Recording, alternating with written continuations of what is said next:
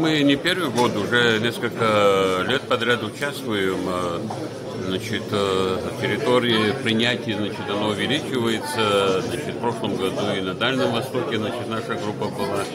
В этом году, значит, мы добрались до Венесуэлы. Значит, я думаю, что чем дальше, тем больше, значит, мы будем, конечно, значит, участвовать. И сегодня до десяток команд, которые, значит, по всей территории России, там, где, значит, могли мы поучаствовать, участвуем. Мы благодарны министру обороны Российской Федерации генералу армии Шойгу. Я об этом в другом телевидении говорил, и мы говорим всегда.